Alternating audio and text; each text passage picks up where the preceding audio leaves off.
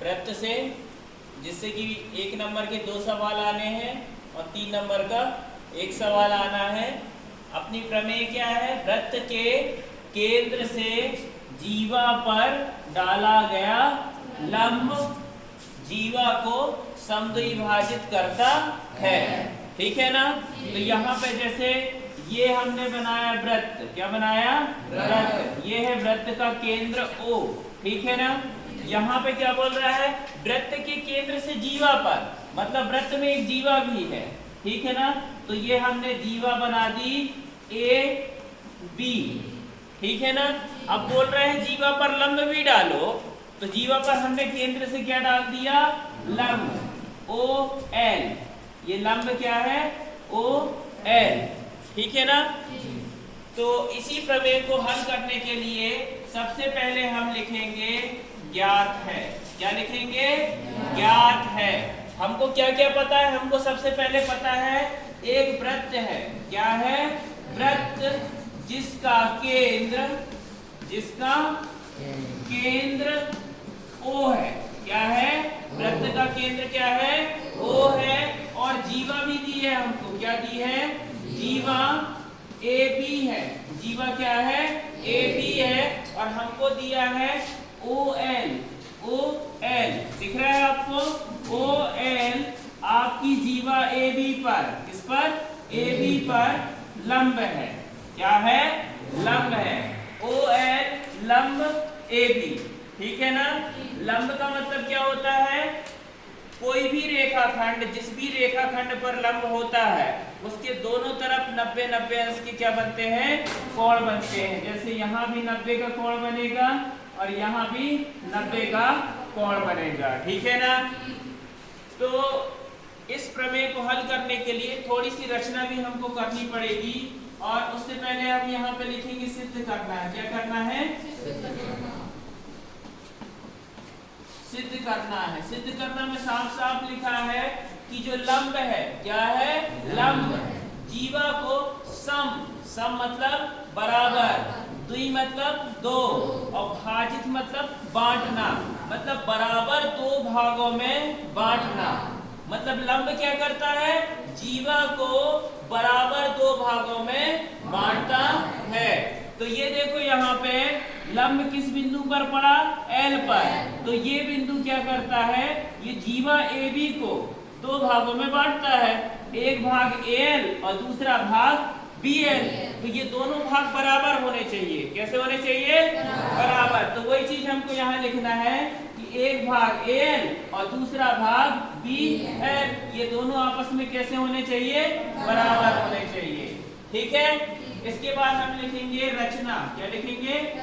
रचना क्यों कर रहे हैं हम?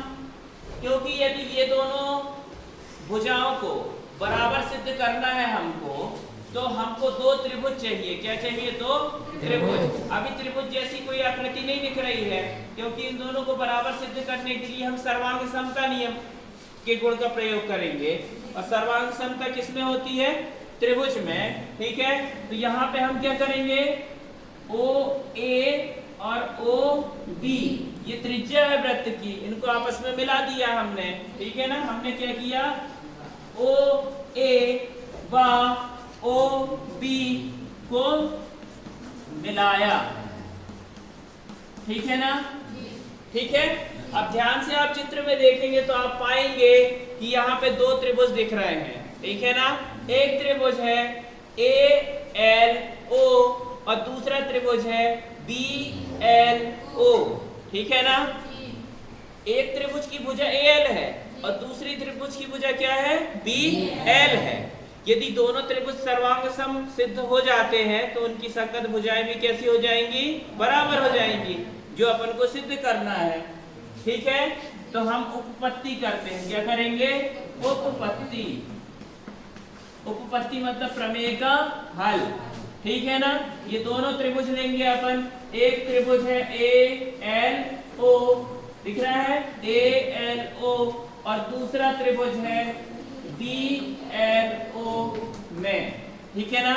सबसे पहली चीज यहाँ पे OA है इस त्रिभुज में, और इस त्रिभुज में OB, ये दोनों आपस में बराबर हैं, क्योंकि ये क्या है, एक ही वृत्त की त्रिज्या है और एक ही वृत्त की सभी त्रिज्याएं आपस में बराबर होती हैं। ये क्या है, एक ही वृत्त की त्रिज्या, ठीक है ना। दूसरी चीज, इस त्रिभुज में भी OL भुजा है और इस त्रिभुज में भी OL भुजा है, दोनों में क्या है, OL।